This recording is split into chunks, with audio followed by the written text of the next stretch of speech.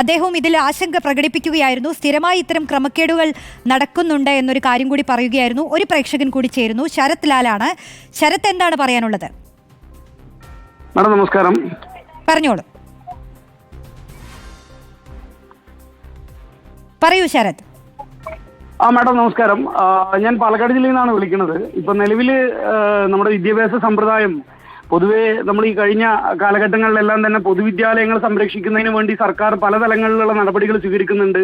പൊതുവിദ്യാലയങ്ങൾ സംരക്ഷിച്ചുകൊണ്ട് പൊതുവിദ്യാലയങ്ങൾക്ക് ഒരു ഊക്കം നൽകുന്നതിന് വേണ്ടിയിട്ട് പലതരത്തിലുള്ള നടപടികൾ ഗവൺമെന്റിന്റെ ഭാഗത്തു നിന്ന് ഉണ്ടാവുന്നുണ്ട്. പക്ഷേ എങ്കിൽ കൂടിയും ഇത് അവസാനിക്കുന്ന ഘട്ടത്തിൽ അല്ലെങ്കിൽ ഇപ്പോഴത്തെ നിലവിലെ ഒരു വിദ്യാഭ്യാസ സമ്പ്രദായത്തിന്റെ ഒരു പോക്ക് എന്ന് പറയുന്നത് വളരെ ആശങ്കാജനകമായിട്ടുള്ള ഒരു സംവിധാനമാണ്.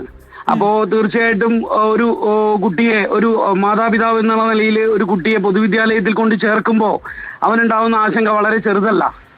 അപ്പോൾ തീർച്ചയായിട്ടും ഈ ഒരു സമ്പ്രദായം അത് വിദ്യാർത്ഥിയും അധ്യാപകനും ഡിപ്പാർട്ട്മെന്റ് തലത്തിലും എല്ലാവരും മനസ്സിലാക്കേണ്ടതും ഉൾക്കൊള്ളേണ്ടതുമായിട്ടുള്ളൊരു പാഠമാണ്.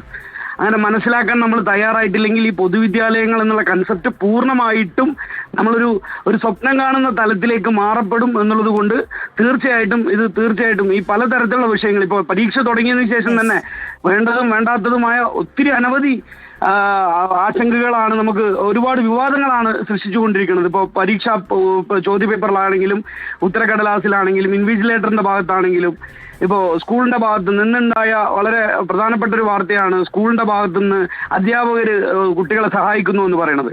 അതെ ശരത്, എന്തായാലും ശരത് പറയുന്നത് പോലെ തന്നെയാണ്, മനസ്സിലാക്കുന്നു. ഇത് ആശങ്ക തന്നെയാണ്, നമ്മുടെയൊക്കെ ആശങ്കയാണ്. കൃത്യമായിട്ട് അധ്യാപകര് മനസ്സിലാക്കണം, നിങ്ങൾ പഠിപ്പിച്ചിട്ടുള്ള നിങ്ങളുടെ പഠനം അല്ലെങ്കിൽ നിങ്ങൾ ചെയ്തിട്ടുള്ള തൊഴില് 100% സത്യസന്ധമായി നേരായ മാർഗത്തിലൂടെ ചെയ്തിട്ടുണ്ടായിരുന്നു എങ്കിൽ തീർച്ചയായിട്ടും ആ കുട്ടികളെ സഹായിക്കേണ്ട ഒരു സാഹചര്യം ഉണ്ടാവില്ലായിരുന്നു.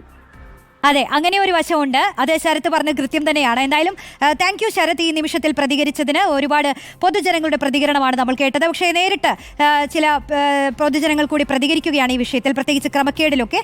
ആ പ്രതികരണം ഒന്ന് കാണാം. പ്രൊഫസറായിട്ടാണ് കാണുന്നത്.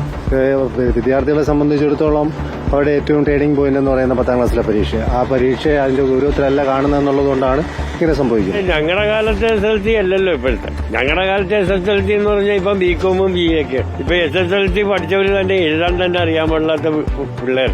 അത് അധ്യാപകരുടെ കുഴപ്പം തന്നെയല്ലേ. കുറെ മിസ്റ്റേക്ക് ഒക്കെ വരുന്നുണ്ട്. ഇപ്പം നേരത്തെ അങ്ങനെയൊന്നുമില്ല. മിസ്റ്റേക്ക് ഇപ്പൊ അക്ഷരത്തിന്റെ അങ്ങനെ കുറെയൊക്കെ വരുന്നുണ്ട്. കാണാത്തതിന്റെ പേരിലാണ് അങ്ങനെയൊക്കെ സംഭവിക്കുന്നത്. അല്ലാതെ സംഭവിക്കാൻ വഴിയില്ല. പിന്നെ അധ്യാപകരുടെ ശ്രദ്ധക്കുറവുണ്ട്. അല്ലാതെ കുട്ടികളെ മാത്രം കുറ്റമായിട്ട് കാര്യമില്ല. കുട്ടികൾ ചെയ്യുന്നത് എന്താണെന്നുള്ളത് കണ്ടുപിടിക്കേണ്ട ചുമതല അധ്യാപകർക്കുള്ളതാണ്. പരീക്ഷയിൽ ചോദ്യപേപ്പർ ചോർത്തലും കാര്യങ്ങളൊക്കെ വന്നു കഴിഞ്ഞാൽ നിങ്ങളെ ഭാവിയിലൊക്കെ തകർന്നു പോകത്തേ ഉള്ളൂ. സർക്കാരിന്റെ ഭാഗത്തല്ല, കുട്ടികളുടെ ഭാഗത്തേയും ഉണ്ടാകാം. നന്നായിട്ട് പഠിക്കുക.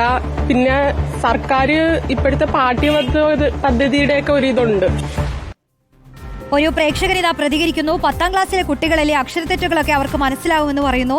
അങ്ങനെയല്ല, അതായത് ഈ ചോദ്യപേപ്പറിലെ അക്ഷരത്തെറ്റുകളെല്ലാം തിരുത്തി വായിച്ച് മനസ്സിലാക്കി പരീക്ഷ എഴുതുക എന്നൊക്കെ പറയുന്നത് കുറച്ച് പ്രയാസം തന്നെയാണ്. മാത്രമല്ല, അക്ഷരത്തെറ്റുകളില്ലാത്ത ചോദ്യപേപ്പർ വായിച്ച് പരീക്ഷ എഴുതാനുള്ള അവകാശം കുട്ടികൾക്കുണ്ടല്ലോ. അതിനെക്കുറിച്ചാണ് അപ്പോൾ നമ്മൾ സംസാരിച്ചു കൊണ്ടിരിക്കുന്നത്.